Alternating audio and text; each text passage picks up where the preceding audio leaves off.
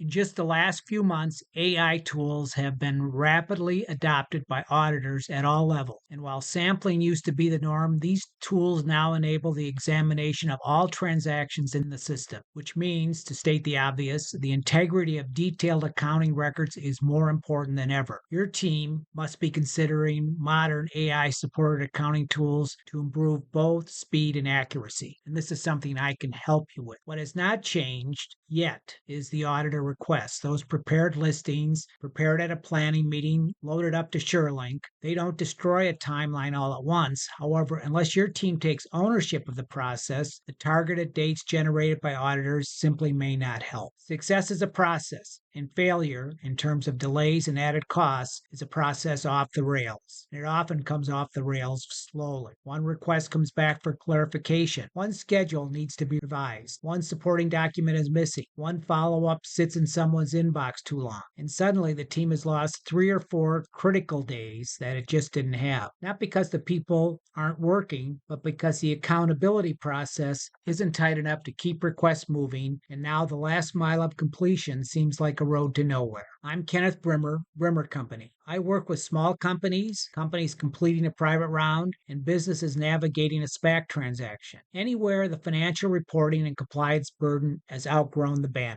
In more than 40 years of financial work as a preparer, a presenter, a board and audit committee member, I've sat on both sides of the table. Here's the situation. The team is capable. The work eventually gets done to a point. Said differently, the trees are just fine. Underneath, it's the underbrush that's on fire. Because the company thinks it's waiting on the auditor thinks they are waiting on the company, and leadership is sitting in the middle wondering why the timeline keeps slipping. Here's what many companies face. It plays out the same way whether you're a small public company closing a private round or working through a SPAC. The PBC list, the prepared by client request list, goes out. The team starts working through it. Items get checked off internally. Schedules get uploaded. Support gets sent. And then the auditor comes back with a number of requests. The revenue schedule needs a different format. The lease reconciliation is missing a column. The support for the acquisition footnote is there, but the auditor senior has a question that the manager didn't flag. This is the reality of the current audit environment, and it's worth naming directly. The client service model at most audit firms as it once existed is largely gone. Firms are focused primarily on their regulatory audience, the PCAOB,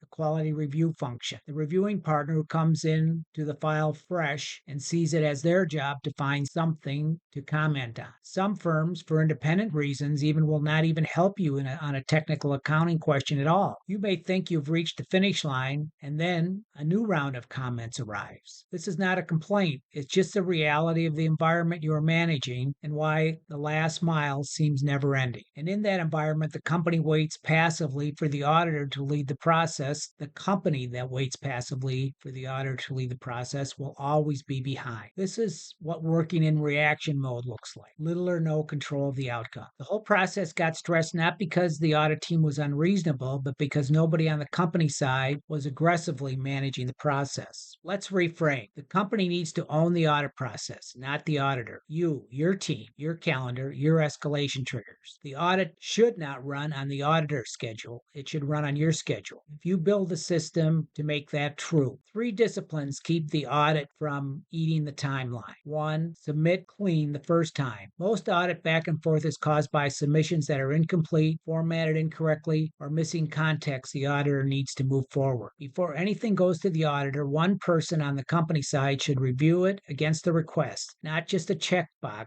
A clean first submission eliminates most of the common delay. 2, track every request to a confirmed close, not just submit it. Submitted and closed are not the same thing. An item is not closed until the auditor has confirmed and it is accepted. Most teams mark things done when they send it. The auditor may still have questions and still have additional work to do. The gap between submitted and confirmed is where days disappear. Pick up the phone, confirm, then close it. 3, set internal deadlines earlier than the auditor's deadlines.